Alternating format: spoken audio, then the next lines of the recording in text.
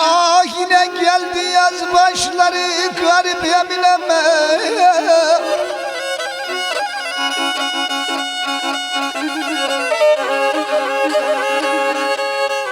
Ah yine kalktı yayla geçleri yüksek yaylalara. Oh,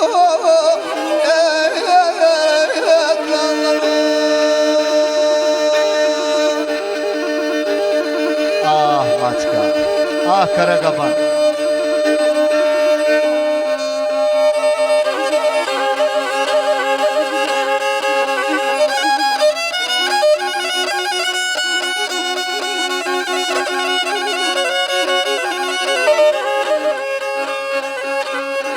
Ah yine sarı çiçekler bitti kusal yollarında yeminem.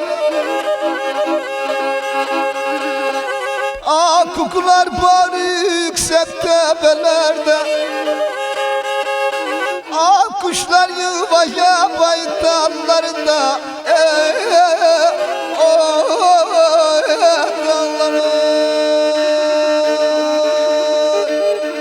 Ah Trabzon. Ey gidi Karadeniz.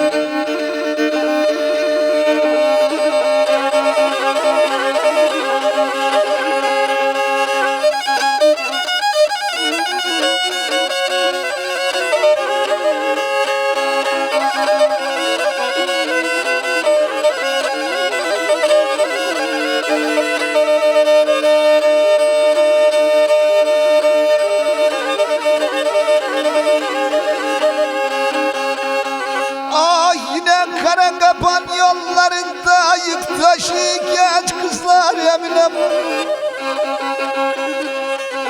Ah aldı bana yine kuzum melemeleri. Açtı fındık yaprakları, süslendi köyümün yolları.